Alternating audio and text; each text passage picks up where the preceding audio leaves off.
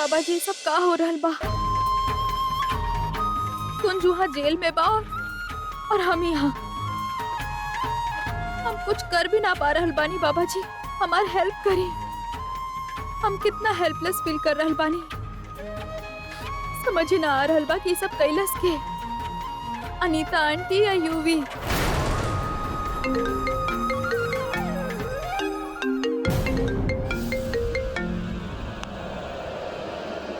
UV की phone. Hello, काहे phone कैला? तू का चाहे तारा के अब?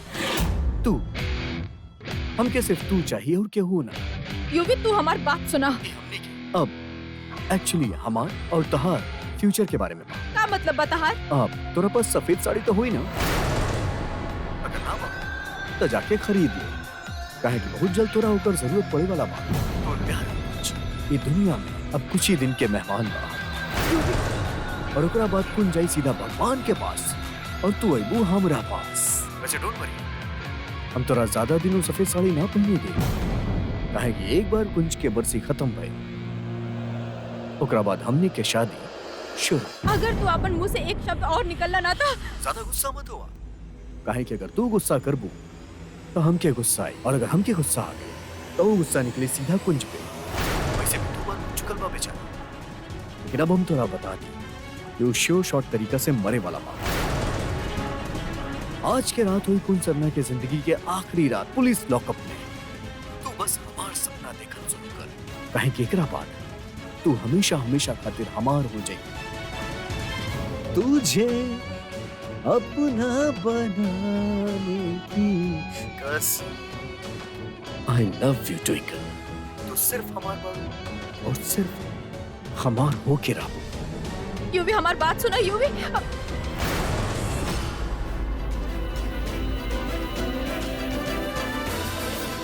बाबा जी प्लीज हमके रास्ता दिखाई, हमके कुंज के बचावे के होके ओकर जान खतरा में बा बाबा जी।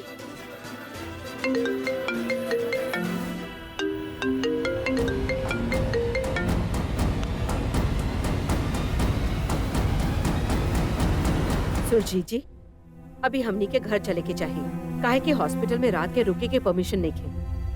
लेकिन अनीता इस तरह बेबे के अकेले छोड़ के जाए के हमार मन नहीं खे। ओहो, काहे जिद कर रहल बानी सुरजीत जी? अभी चलल जाए ना, सुबह जल्दी वापस आ जाए। ठीक बा, चला आ जाए।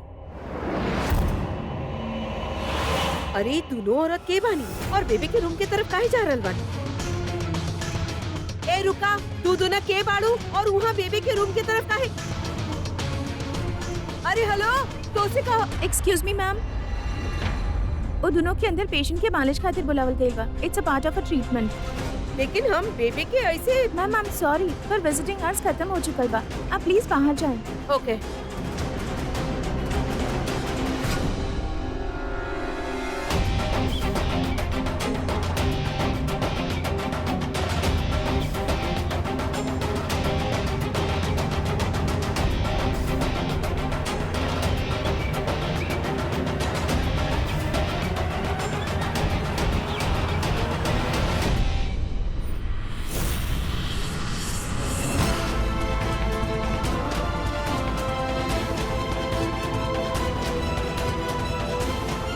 Thank you so much. आप ना होती तो हम पकड़ल जाए। हमने के बेबे के जानना खतरा में बा, और ये बात हमने केहू के बता भी ना सकेनी। अगर आप हमने की हेल्प ना करती तो पता ना हमने के बेबे के साथ का हो जात। Thank you so much. अरे हफ्ते चला वेला पुलिस स्टेशन में गेस्ट हाउस समझ के रख ले बड़ा पुलिस स्टेशन के। शांत हो जा। ओ कांस्टेबल साहब, संभाल के।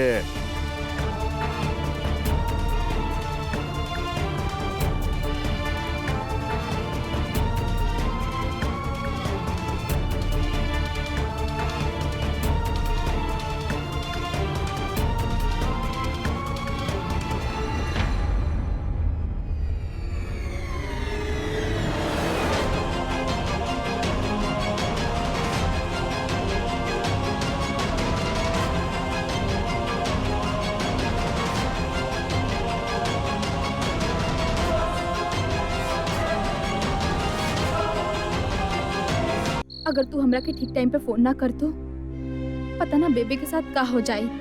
पागल बाड़ू, अब तो हमके थैंक्स बोलबू। आई एम सो हैप्पी कि हम तहरे कोनो काम आ सकनी। एक्चुअली हमार चाची ना इहे हॉस्पिटल में एडमिट बानी। हम उनसे मिले आयल रहनी, ओकरे बाद तहर बर्थडे खातिर निकले वाला रहनी। बाय चांस हम अनीता आंटी के कहत सुन ली फिलहाल बेबे जिंदा बा और हॉस्पिटल में एडमिट बानी। हम बहुत घबरा गइल रहनी, ऐसे तो के कॉल कईनी। चिंकी तो के पता बा, हमके पहले से मालूम रहे कि ये घटिया हरकत के पीछे या तो अनीता आंटी के हाथ बा या तो फिर उनकर बेटा यूवी के। हमके कुछ समझ में नहीं के आवत हम का करी। बाबा जी आप प्लीज हमार हेल्प करी। ऐसे पहले कि यूवी कुंज के कोनो भी नुकसान पहुंचाए, हमके कुंज के बेगुनाह साबित करके घर वापस लेके आवे के बा चिंकी।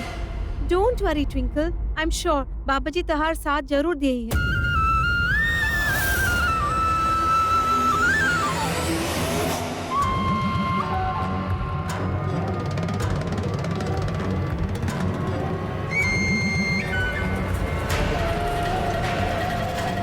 ओए बाड़ा के तू हाँ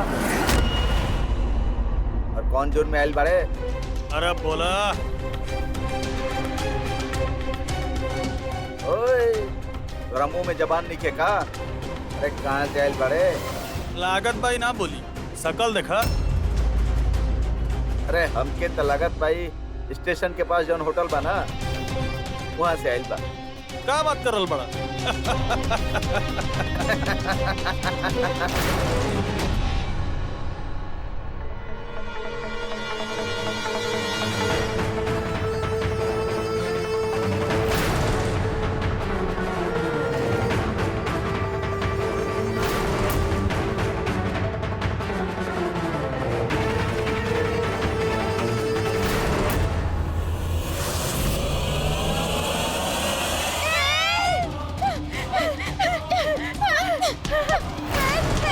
अरे बचाओ, अरे बचाओ।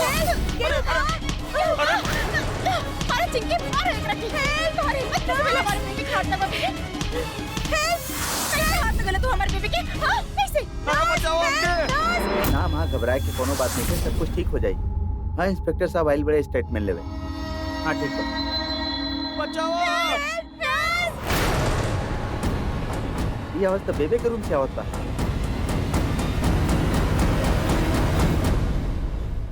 छोड़ा हमके। अरे छोड़ा। अरे सॉरी गलती हो गई। छोड़ा हमके। अरे ये क्या करत बाड़ू?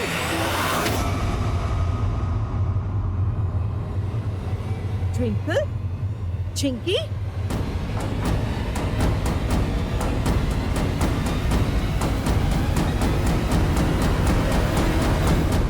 ये सब का हो रहल बा इहाँ? हाँ इंस्पेक्टर साहब ये उहे आदमी बा जे बेबे के मारे के कोशिश कैले रहे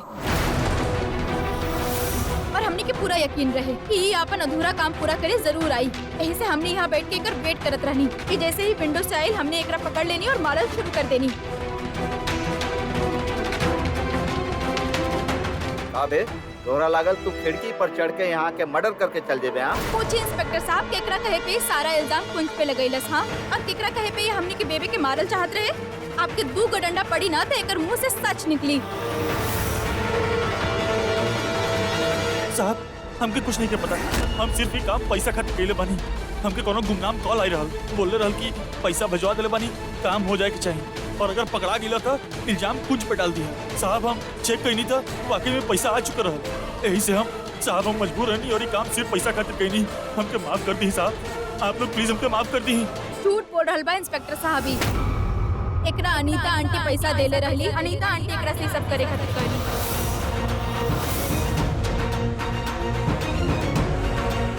बोला सच बतावा, अनीता आंटी फोन कैले रहली ना तो के बोला। चिंकी बतावा ई सबके कि तू अनीता आंटी के फोन पे का कहते सुन ले रहलू। बोला।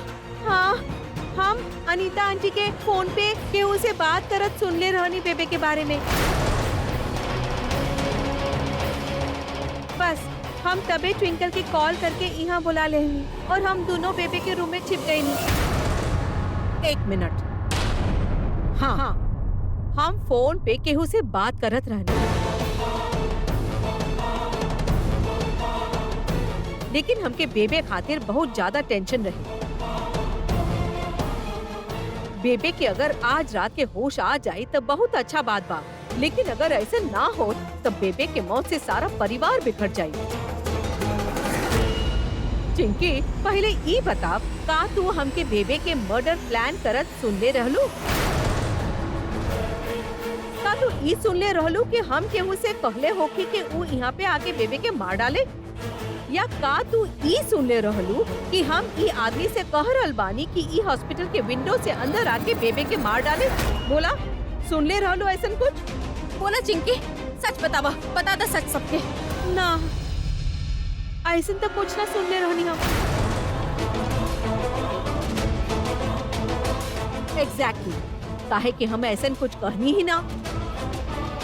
तो तू हमरा पे ऐसन इल्जाम लगा कैसे सकेलू चिंकी? तोके शर्म ना आवेले अपन दोस्त के हाँ में हाँ मिलावे में? अरे कबो आपन दिमाग भी इस्तेमाल कर ले हल करा। और ट्विंकल तू, हम सब तहार शुक्रगुजार बानी कि तू बेबे के जान बचैली, लेकिन एकर मतलब ई नहीं खे कि तू केहू पे भी कोनो भी इल्जाम लगावत फिरत। रह दे अनीता, तू तो एकरा और एकर माँ के अच्छा तरह से जाने ली। इनका तो बहाना चाहिए, मौका चाहिए तोहरा हर चीज के जिम्मेदार ठहरावे खातिर। और तू टेंशन वेंशन मतलब इस सुधरे वाला लोग में से नहीं। आप लोग ये अपन फैमिली ड्रामा बंद करी। ये हॉस्पिटल बा, आप लोग के घर नहीं खे। और हाँ, रहल बात सच और झूठ के, होकर पता था हम लगा ले।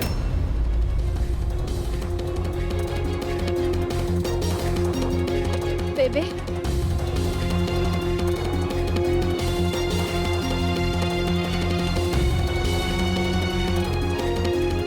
बेबे,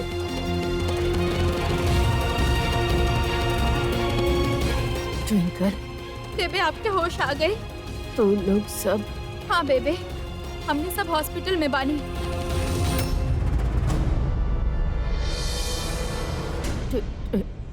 ट्विंकल, उहे बात जे हमके गिरैले रहे। जी बेबे, हमने ये आदमी के पकड़ ले बानी, लेकिन बेबे इस सारा इल्जाम कुंज पे डाल देलस। और कुंज जब जेल में बा बेबे। कुंज जेल में? इंस्पेक्टर साहब, अब तो आप ही आदमी के पकड़ ले बानी ना, और अब तो ये जुर्म कबूल भी कर ले बा अपन। अब आप प्लीज एकरा के लॉकअप में बंद करिए और कुंज के रिहा करी।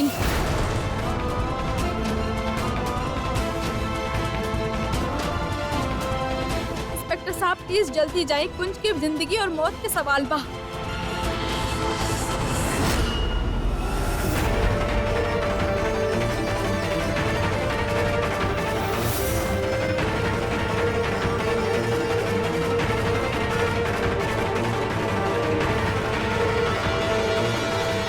लागत भाई से ना बोली। ए चिकना, चल खड़ा हो जा।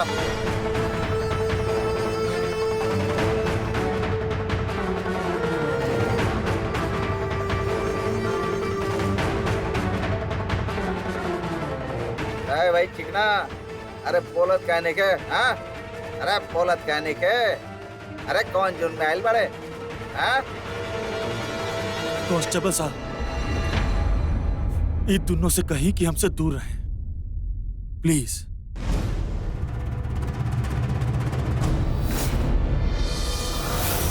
कांस्टेबल साहब, रहुआ से बात कर रहल बानी।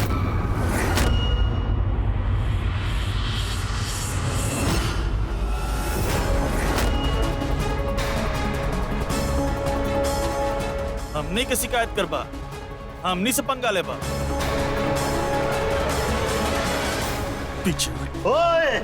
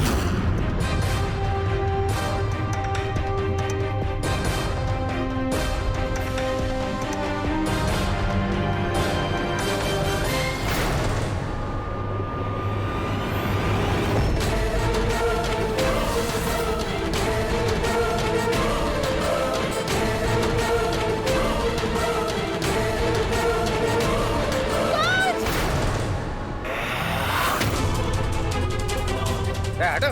खोला खोला, जल्दी खोली।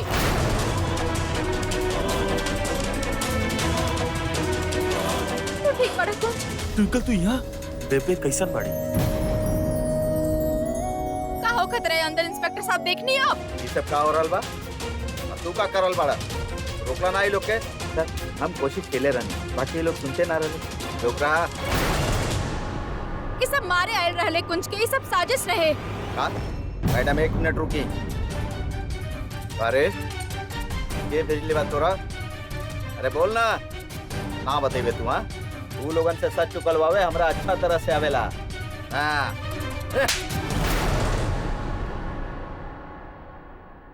मैडम, आपके ऐसा काहे लगत बा कि आपके पति के केहू मारल चाहत बा? और आप ए बारे में का जानत बानी? आपके वैसे केहू पर शक बा? अगर हम यूवी के नाम ले ली तो बात फिर से आके सबूत पे टिक जाए, जे कि हमरा पास नहीं थे। अब इम्पोर्टेंट ई बा कि हम कुंज के घर लेके जाएं। हम यूवी के खिलाफ कोनो सॉलिड प्लान बना के ओकरा के अरेस्ट करवा दी। वो अगर बेबे पे हमला हो सकेला तो कुंज पे भी तो हो सकेला ना। डोंट वरी मैडम, वैसे हम पता लगा ले कि एकरा पीछे केकर हाथ बा। मिस्टर कुंज, आई एम सो सॉरी, आपके बिना वजह ही लॉकअप में रह के पड़ल। वैसे आपके वाइफ हमने के बहुत मदद कैली, उनके कारण हम असली गुनहगार तक पहुंच पैनी। हम तो बस बेबे की यूवी के खिलाफ वीडियो दिखावे गए रहने और हम video? Just shut up.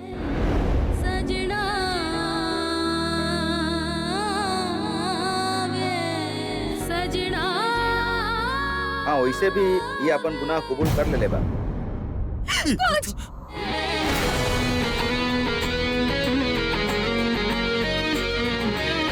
Inspector साहब, हमने घर जा सके नहीं? आप बिल्कुल जा सकत बानी। Thank you.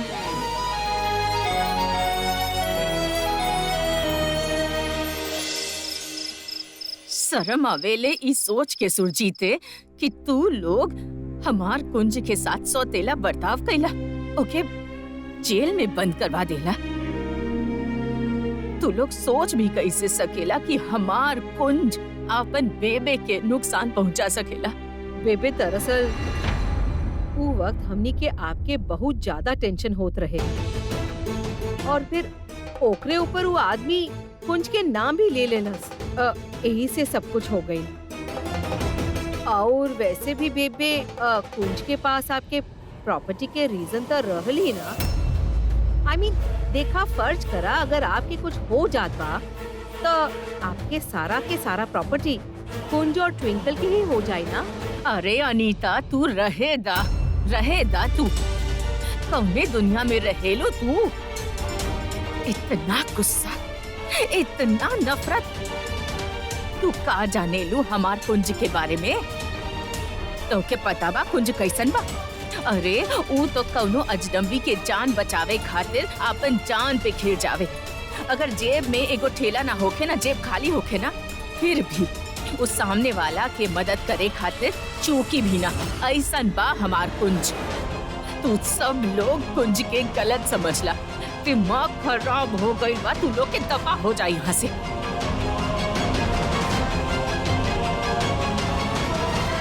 बेबे,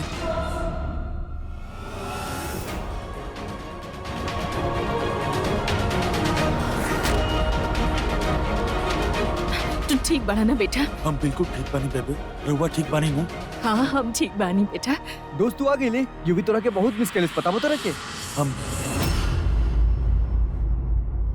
ट्विंकल, यहाँ बा हमरे पास बैठ।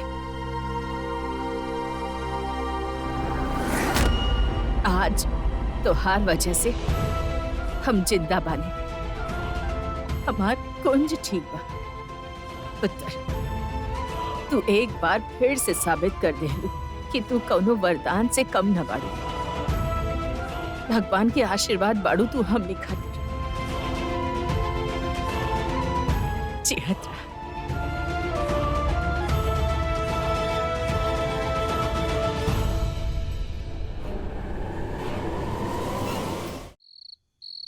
जी मामू, सब कुछ ठीक बा। हम कुंज के वापस ले आइल बानी। आप प्लीज माँ के बता दे, वो बहुत परेशान रहली ना। ओके, गुड नाइट।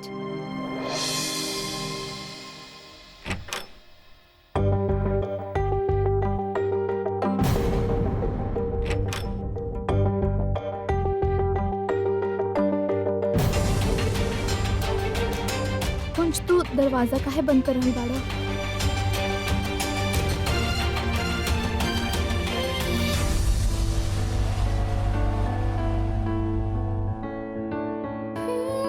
यूवी कबो कबो आ जाला ना रात के सुते, तो के पसंद नहीं किया। जानत बानी तू परेशान होखेली, यही से लॉक कईनी दरवाजा। हम नहीं चाहत कि तू परेशान होगा। It's okay, thank you. Twinkle,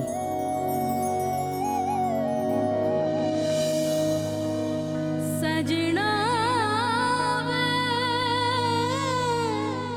सजना वे। का भइल कुंज? कुछ चाहिए तोहरा के? तू का? आई मीन तू आइसक्रीम लाई तोरा खातिर?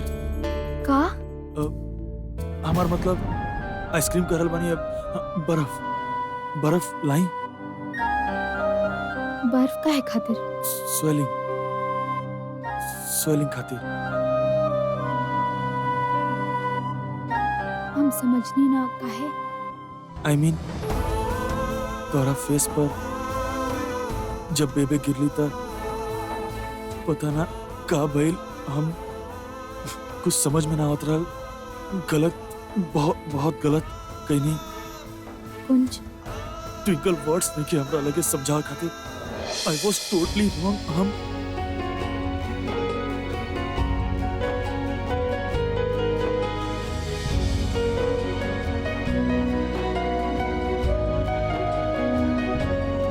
I am sorry. हमके तोहरा पर हाथ ना उठावे के चाहत रहे। जिंदगी में पहली और आखिरी बार भइल बा ट्विंकल। एकरा बाद ना, कबो ना। सजना वे, आई एम रियली सॉरी। सजना आई प्रॉमिस। वे,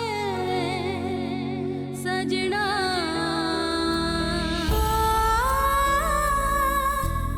हम तोरा संगे ऐसा हरकत कईनी और तू फिर भी हमार साथ दिलू।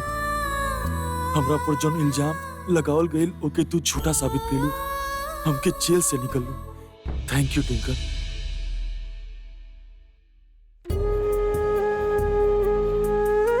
तो हमके थैंक यू काहे बोल रहल बाड़ा?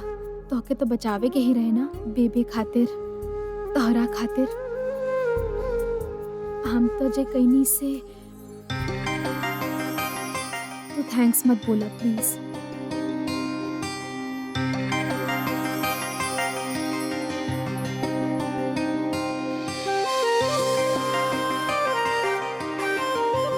बैठा।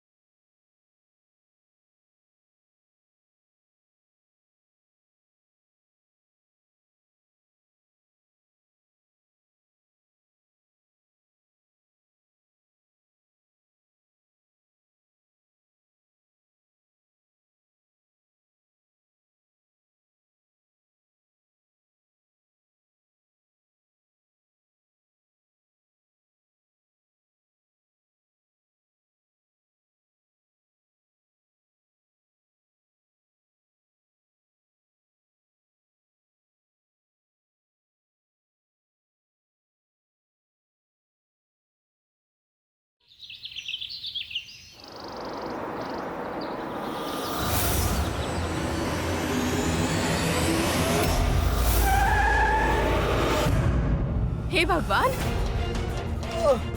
भाई साहब, भाई साहब, अब ठीक तो बानी ना? अरे आपके ध्यान कहाँ रहे? ये तो भगवान के शुक्र बा कि हम वक्त पे ब्रेक लगा देनी, वरना कुछ भी हो सकत रहे। देखिए कि चाहत रहे ना आपके। एक्सीडेंट हो गई, उठाओ इनका। अरे संभालो इनका। अरे मैडम एक्सीडेंट कर देनी रे। अरे ना ना, आप लोग गलत समझ रहल बाड़ा। एक्सीडेंट ना भइल बा, हमार गाड़ी ना मरलस, ई तो अचानक हमार गाड़ी के सामने आ गइल रहले। ओए मैडम जी तू तो रहे दा। अरे जे एक्सीडेंट करेला वो कबो कहेला का ये एक्सीडेंट वो कइले बा। एक मिनट, एक्सीडेंट भइल कहाँ बा? ई तो भला चंगा खड़ा बानी यहाँ पे। भला चंगा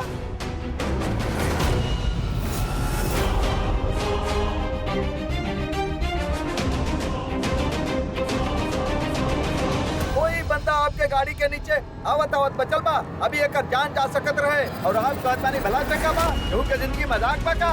केहू के जान ले ले बाप। अरे अमीर लोग के काम ये बा, पहले अपन लंबा महंगा गाड़ी से लोड कर निकला और भाग जा यहाँ से। अरे मैडम तो इतना आसानी से ना छोड़ गई, दुकान पुलिस के बुलाओ बनी। अरे एक मिनट हम वो इंसान में से ना बानी जे अपन जिम्मेदारी से भागे ले। अगर आप लोगन के ऐसा नहीं लग रहा बना तो हम इनके डॉक्टर के पास लेके जाता नहीं, इनका चेकअप करवाता नहीं। चलिए आप इतना आसानी से यहाँ से नहीं निकल सकत। बुलाओ पुलिस के। हाँ बुलाओ जल्दी से। अभी पुलिस के बुलाओ बनी।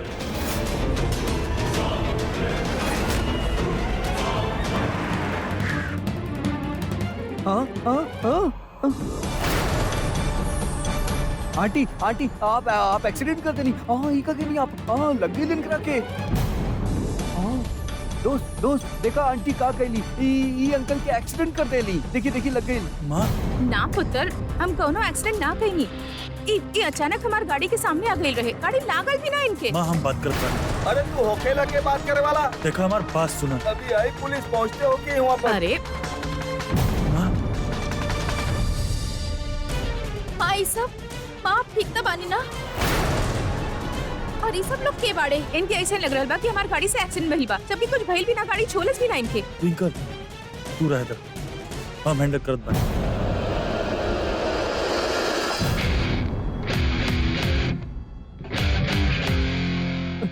बैड आंटी मारा इनका के पत्थर से मारा। अरे बैड आंटी एक्सीडेंट करेली। हाँ मारा इनका के मारा। यूवी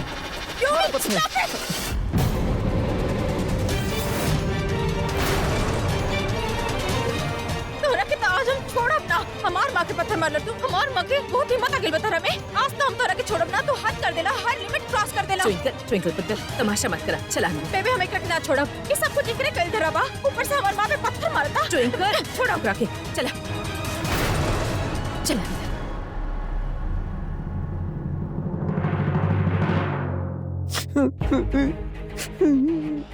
यूवी चला घर के अंदर। दोस्त अंकल हमके थप्पड़ मार ली यहाँ पे। रेड कर देली हमार गाल, रेड कर देली। काहे कि तू हरकत ऐसा करेला। तू ट्विंकल के मॉम के पत्थर मारला और आइंदा ऐसा ना होके के चाहिए, समझ में आई? सॉरी दोस्त, सॉरी। मार हुआ अंदर चली, हम सब निपटा के आवत बानी। चला दोस्त सॉरी। ट्विंकल ये सब का रहे, का करत रहलो तू?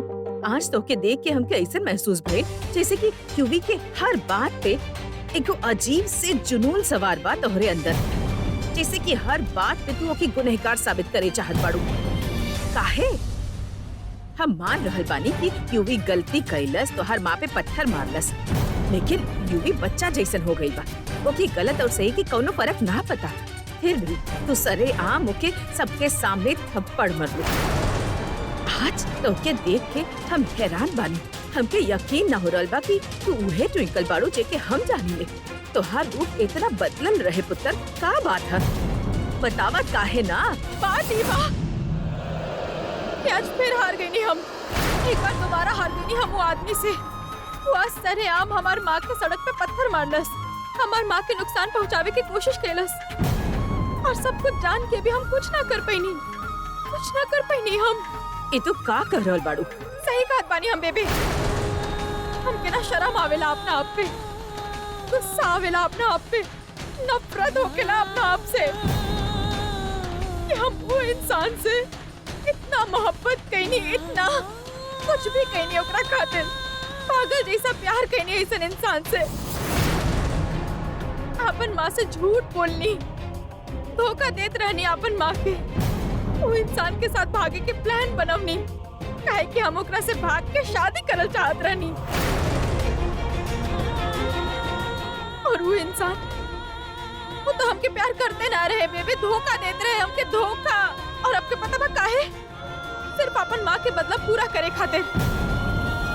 वो दोनों माँ बेटा सिर्फ हमार माँ के हर्ट करल चाहत रहे हमरा थ्रू, और हम अनजाना में उनकर साथ देत रहनी अपने माँ के हर्ट करे में। कितना बेवकूफ रहनी ना हम भी। वो तो अच्छा भाई कि हम वक्त रहते माँ की बात मान लेनी और उनसे शादी कर लेनी।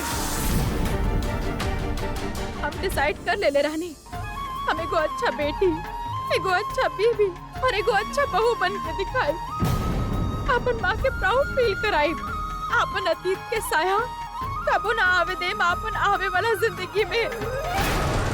लेकिन हमारी किस्मत देखी ना बेबे, हमारा अतीत एक बार फिर हमारा सामने आके खड़ा हो गया हमरा के बर्बाद करे खातिर, और हम कुछ ना कर पा रहल बानी बेबी, कुछ भी ना। और हमके पता बा ये जे पागलपन बा ना यूवी के, ये सिर्फ एक्टिंग कर रहल बा, बच्चा होके के पागल उगल नहीं खे, और एक सबूत भी रहे हमरा पास। और एकरा से पहले कि हम सबके दिखा पाई थी, यूवी ओकरा भी डिस्ट्रॉय कर देला हमार लाइफ जैसन। यूवी के पागलपन ना जुनून बनल जा रहल बा बेबे, जुनून। वो हमरा के हासिल कई चाहता, सिर्फ हासिल, जैसे कि हम ट्विंकल ना कोने जीत के ट्रॉफी होकी।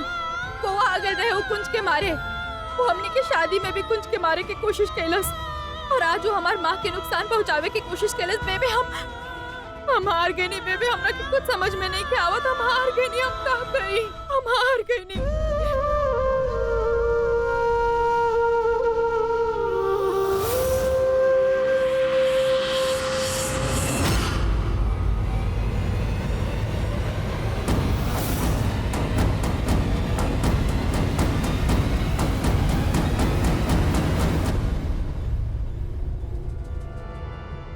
बेबे आई एम सॉरी बेबे, बेबे हमरा से बात करी बेबे, वो पता ना हमके का हो गया रहे बेबे। Twinkie Twinkie Twinkie, Yuvi sorry, Yuvi तो हर मम्मी पे पत्थर मार लेना, ये खातिर sorry, Yuvi sorry, Yuvi Yuvi very sorry, please माफ कर दो। यहाँ से चल जा अभी यूवी। ट्विंकी सुना, यूवी यूवी वेरी सॉरी, यूवी से नाराज मत होगा। सॉरी सॉरी, प्लीज हमको माफ कर दो। छोड़ काहे न रहल बा ओके, जब वो करल दिया कि छोड़ दा तो सुनाई ना दे। यूवी के दर्द होता। हाँ हाँ पुत्र जी, गलत काम करबा तो दर्द जरूर होगी। देख एकरा के देख, ई तोर भाभी ला गेली, काला गेली भाभी। ई घर में ई सब ना हो खेला, अपन भाभी के पीछे पड़ल बा। हाँ जा जा, दफा हो गई, यहाँ से जा, यहाँ से। साथ बाबू तू, अब देखिए हम दोस्त से अरे कंप्लेन जा। करें। बेबे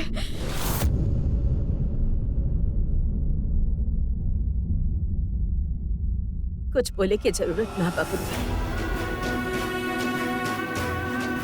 हम तो हर दर्द समझ सकेंगे। एक तरफ तोहार अतीत तोहार आज पर हावी हो रहा है, और बार बार तोहरे साथ भई धोखा के तोके भुलाए ना दे रहा बा, और दूसर तरफ तोहार पति बा कुंज, यूवी के खिलाफ एक शब्द ना सुन सकेला। लेकिन हम पुत्र जी तोहार पे भरोसा करेनी। ई लड़ाई में पुत्र जी तू अकेला ना बाड़ू, हम तोहरे साथ बानी, और तू देखिया सब कुछ ठीक हो जाए। वाहे गुरुजी सब कुछ ठीक कर देंगे।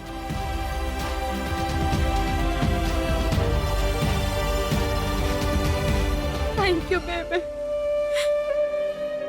बेबे आज तक हमरा के घर में ना माँ की कमी महसूस होकर रहे, लेकिन आज आप वो कमी भी पूरा कर देनी। बट आई एम सॉरी बेबे, हम आपसे ही बात छुपाईनी, काहे कि बेबे हमरा के डर लागत रहे कि अगर आपके ये सब पता चल गया तो आप हमरा बारे में का सोचब। आप हमेशा से ही हमके बहुत प्यार करत रहनी ना, ऐसे हम डरत रहने कि अगर आप कुछ गलत सोच लेनी बेबे तो। अरे बेटी, हम आज के जमाना के सास बानी, पुराना जमाना के खड़ूस सास ना बानी। हम तो हर सास ना बानी, हम तो हर माँ बानी, और तू हमार बेटी है। हाँ, और हम अपन बेटी के अकेले कैसे छोड़ सकेनी? कभी भी अपना आप के अकेला मत समझिए, हम तोहरे साथ बानी। अब शुरुआत होगी यूवी के असली चेहरा के सामने लाके, बिल्कुल ना डरिए, एक वो ठोस प्लान के साथ। फिर तू देखिए। बेबे जब आप यूवी के वो भाभी वाला बात बोलनी ना, तो हमारे दिमाग में एगो आइडिया तो आई, लेकिन हमके ओकरा खातिर आपके हेल्प के जरूरत बा। निकी और पूछ हाँ बतावा ना पुत्र, का करे के होगी? आपके सिर्फ घर में एगो छोट सा पूजा रखवावे के होगी प्लीज। पूजा?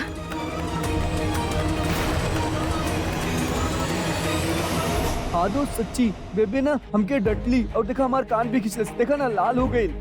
हम तो बस ट्विंकी के सॉरी बोले गए रहनी यार। अरे वाह, बेबे खींचनी। हमके तो लागत रहे कि सिर्फ ट्विंकल ही हमार बच्चा के जान के पीछे पड़ल दिया, लेकिन यहाँ तो बेबे भी एकर गैंग में शामिल हो गई। का?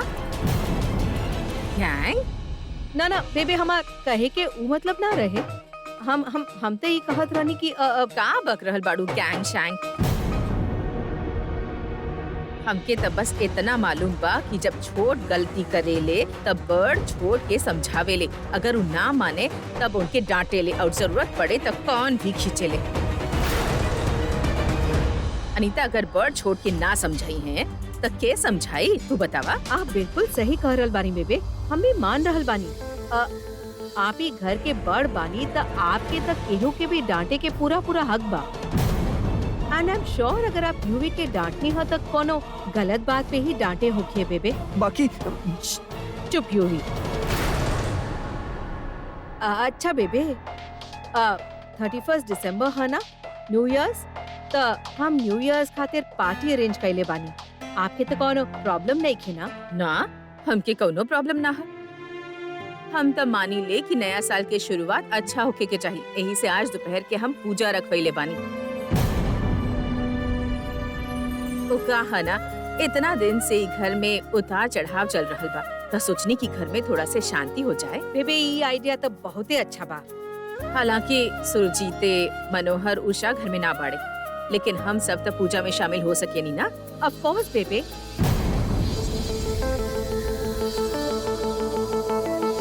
यूवी चला, हमरे साथ चला। ना ना ना ना ना हमके कहूँ ना जाए के बा, हमके अपना दोस्त के साथ रहे के बा। हाँ फिर शुरू हो गई, दोस्त के पास रहे के बाद, दोस्त के पास रहे के बाद। माँ जे करल दिया ओकर बात मान जा।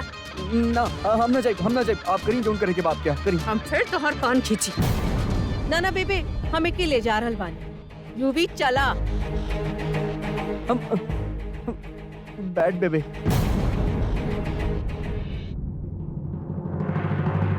ट्विंकल पुत्र, पूजा की तैयारी कर। जी बेबे।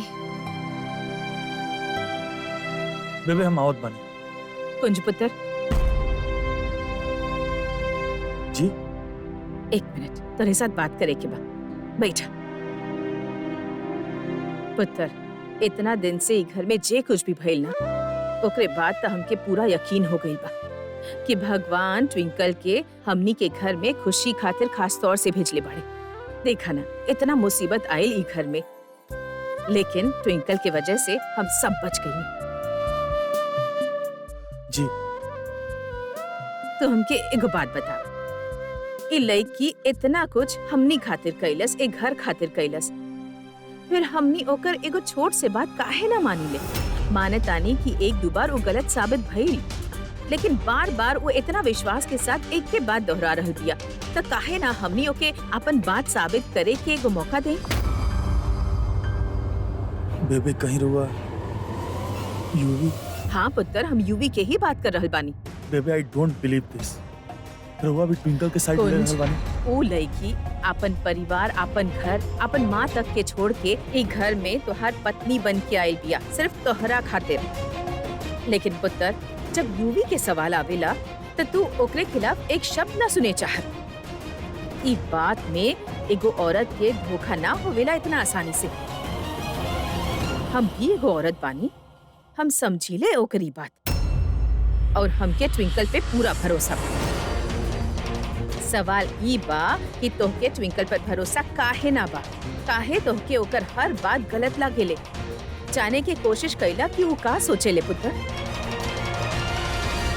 बेबे डॉक्टर्स के भी यह कहल बा। यह कहना बा ना कि यूवी के सर पे चोट लागल बा, ओकर दिमागी हालत ठीक नहीं है। जी।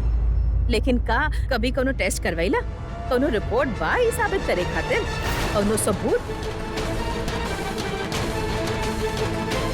ना ना, ना। यही से तोहके कह रहल बानी, एगो मौका द ओके सच्चाई साबित करे खातिर। हो सकेला कि ट्विंकल सच बोल रहल होके, हो सकेला कि यूवी नाटक कर रहल होके। सच हमेशा सबूत मांगेला और सबूत त बाड़े ना। यही से तुमके कह रहल बानी, तो के सच्चाई के पता लगावे के होगी।